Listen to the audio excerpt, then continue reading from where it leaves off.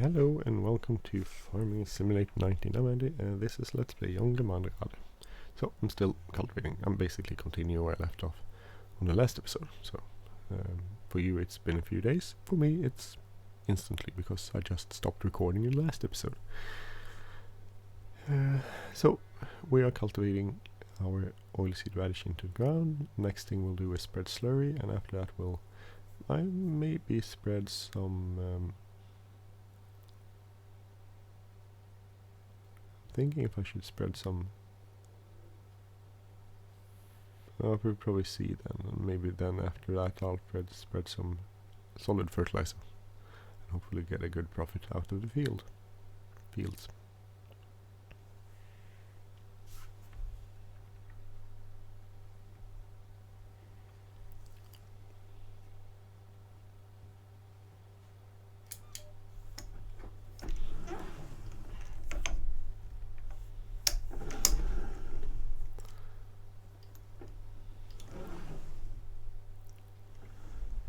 Set this up for the next row.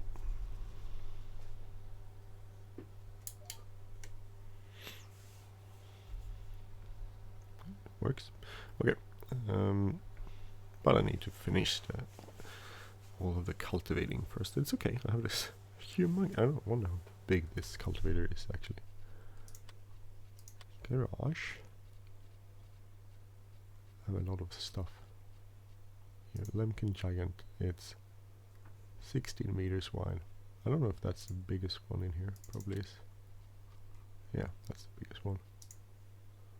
Because I don't think the cultivar. I have some really big. These ones are humongously big. 12, 8, 18. That's 24 meters. That's a big cultivator. Needs, let's see, 500 horsepower. How many horse does this tractor have? This has 646, so that's good. I need to go over here, so I'm stuck on the trees.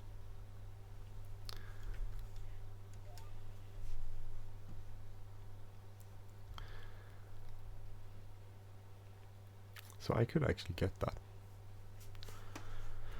24 meters, that would be a big cultivator, but it was expensive, of course. How much does this need? This needs 400 horsepower, so well, I'm thinking about it. Definitely thinking about it.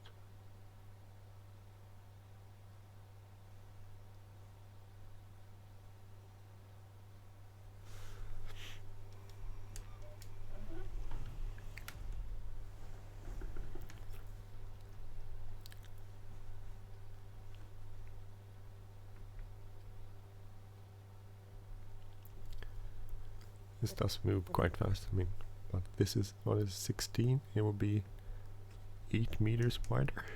That's pretty wide.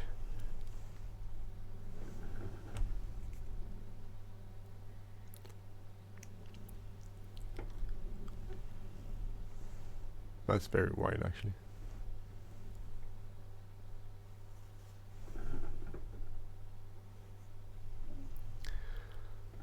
That's an extremely wide cultivator, and maybe that's overkill for this farm. Maybe I need to grow some more fields if I want to. If I want that, maybe I should buy some more fields. I could buy one more. I have more money. More fields equals more work, of course.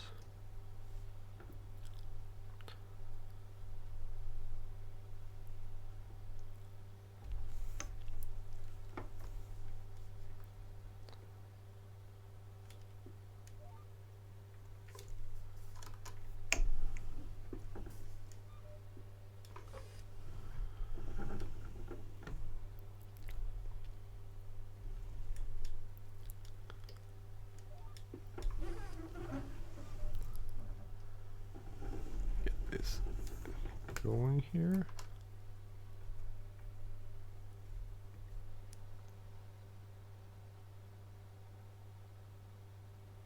Okay, good. So we're just going to do this little bit here and then we'll go back to the beginning and start our long row down. Oh, what else is going on? Not much. As I said on the last episode, I started my new job. So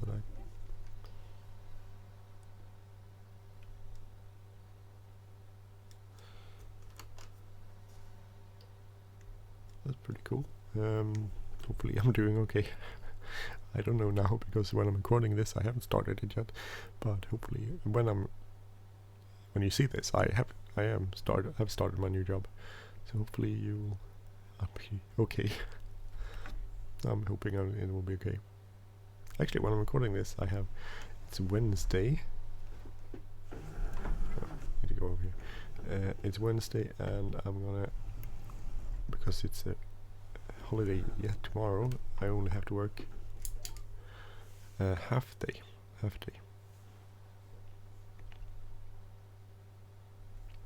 So I work till noon, and then I have some stuff to do around the house, so I'll be busy. Don't worry me not being busy.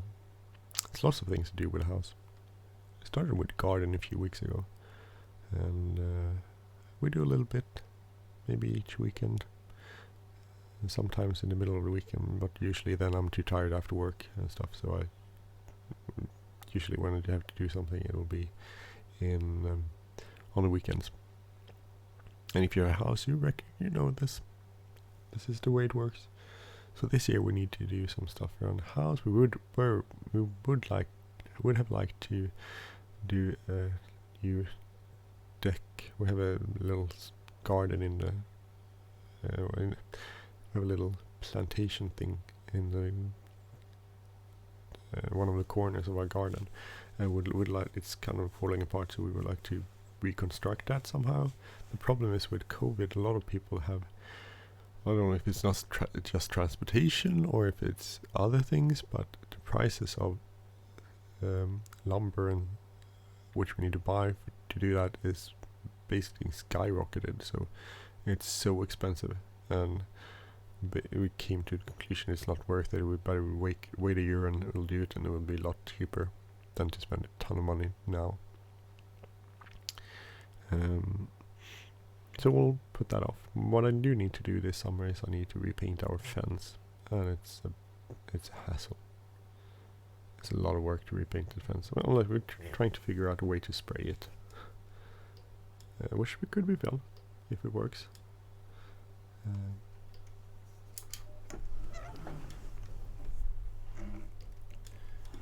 But we don't know. We have to see if it's possible first.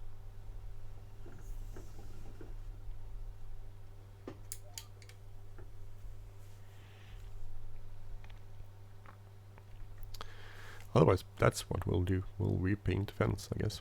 I think I'm going to have not an early. I think our vacation will be in July sometimes, I think.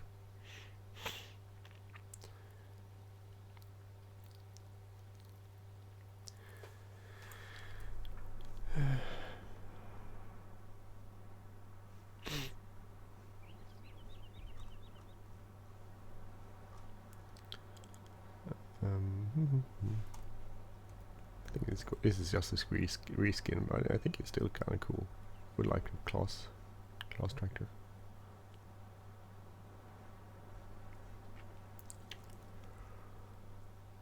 Oh. 19.9 hours, so it's not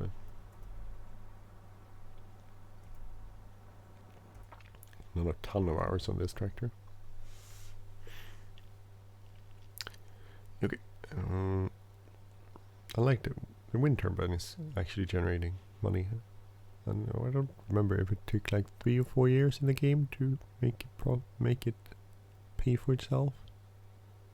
I don't know if that's realistic. It all depends on prices on electricity, I guess. The higher prices of electricity are, the faster it will go.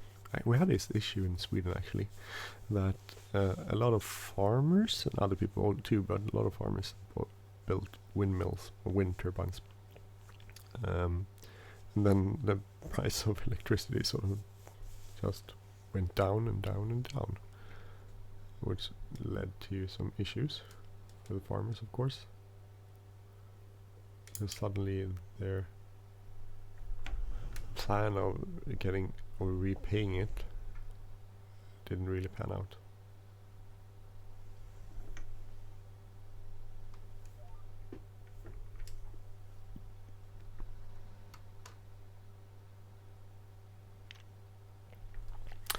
Always a problem. I think it's better now. I think the price has gone up electricity wise. That still was an issue for some time there.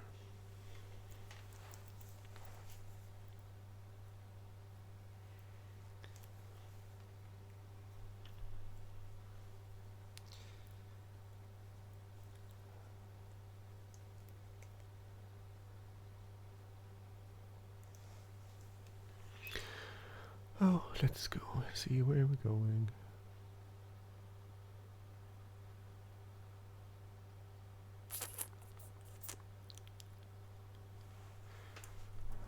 So I think, yeah, it's gonna to do a little bit down there for the next row. This field is funny. It's funny because it's sort of an odd shape. I guess most fields in real life would be odd shapes. I guess in some parts of the world you probably find like nice squared fields, but not where I live. Over here they're not squared like that.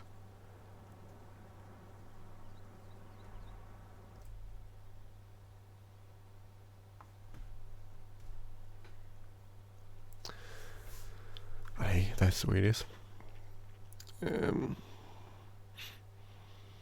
Maybe not the most exciting. I keep saying that. I don't know. People watch this long. I guess most people stopped watching by now. And if you're watching, thank you. Thank you, thank you, thank you, thank you. I'm really grateful that you would think that this is a good thing to watch.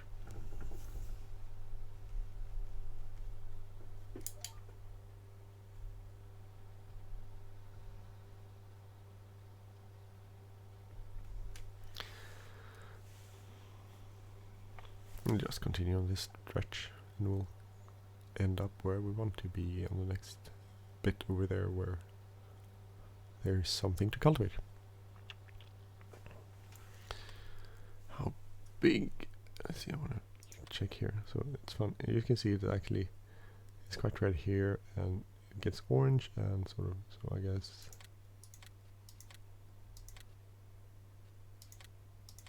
this bit is quite some light.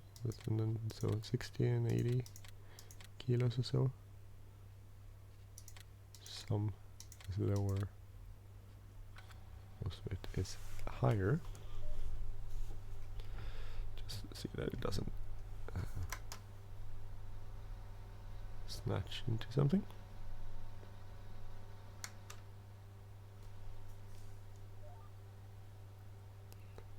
Go.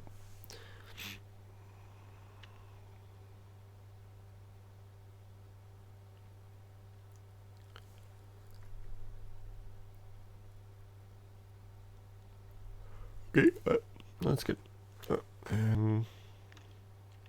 What else? I don't know what to say. Life in general is nice. Oh, I haven't told you this. My father-in-law got COVID. Well, actually, I had COVID, and then my entire family managed not to get COVID, so that was nice. But I got COVID, which wasn't so nice. But my father-in-law and my mother-in-law got COVID, and my father-in-law got really sick. When I'm recording this, it's not really sure if he will survive. He's in a respirator. Oh, at least he was until yesterday.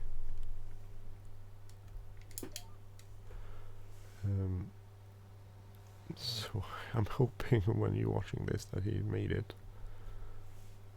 Because he's not that old. He's like 67, I think. And it would be really sad if he didn't make it. So, but anyway, when I'm recording this, yesterday they took him out of the ventilator, respirator, Ventilator. Sorry, ventilator is the word I'm looking for. It's called respirator in Swedish, which I thought would be translated into respirator, but it's ventilator. So yesterday they took him out of the ventilator, which was good, and they'd done that before and had to put him back on because he didn't manage too well. But yesterday they seemed to be okay.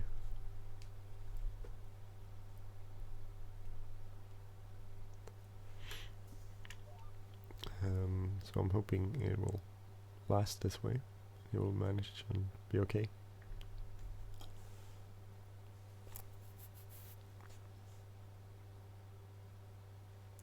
But we don't know. We have no idea. And that sort of really affects the whole family. Especially when he's young. I mean, my parents are 10 years older than my father-in-law. And they're doing okay, so it would be really sad if he didn't make it. So I think that sort of brings home the whole thing, at least for me, about the COVID, is that it actually kills people, which I knew. Everyone knows that. But it wasn't until my father-in-law got this ill that I realized emotionally what it does.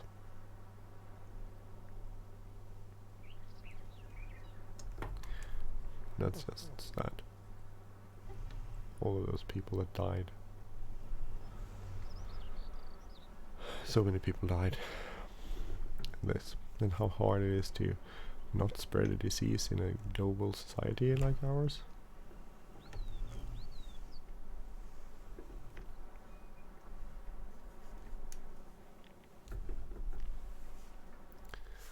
Unfortunately.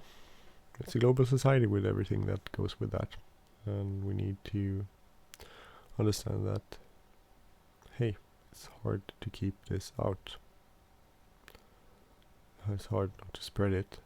And Sweden got a lot of flack for its strategy, and in some way it's true. In some way, in quite a few ways, we failed. People died from our failure, so that's true. There's a good amount of valid criticism against the Swedish strategy, but it's not that easy, as it usually is with most things in life. It's not that easy. There are drawbacks to the strategy, and it hasn't been one strategy. It's been a ever-changing strategy the entire time. But there's been drawbacks with it, but there's been a lot of advantages with it too, which cannot be understated. I think when you follow this up, especially people with mental illness and people with and the kids, our children, fared much better than in comparable other countries. And I think you'll find that. So it will be, I think, differences between different people in society. So how do you rank? How do you decide who lives and doesn't on whose expense? It's impossible. It's not. It's not something that is maybe ethically viable or ethically appropriate to do, but it's sort of what happened, and it happened in a lot of societies, not just Swedish society. But we don't talk about that. So it's hard. We get compared to Norway a lot. Norway has a totally different system when it comes to elderly care and health care overall. They also have a lot more money than we do. They have a different structure when it comes to not infrastructure. They have a different economical structure than Sweden has, so it's not really possible to compare it. Maybe more so with Finland, and they fared better in a lot of ways, and they fared worse in other ways. So it's not easy. It's been both a success and a failure. And if you have someone that died, you will probably think that it wasn't a success, which is fair and okay, and it's understandable. And if my father-in-law dies, I will say that I don't think this worked, or at least that would be my feeling of it. But at the same time, it's probably not a fair way to describe what actually happened, and it's probably not a fair way to describe how we ended up. So I don't know why I'm rambling. I was talking about my father-in-law. I hate allergies. But I guess it's good to be allergic, because then you're alive.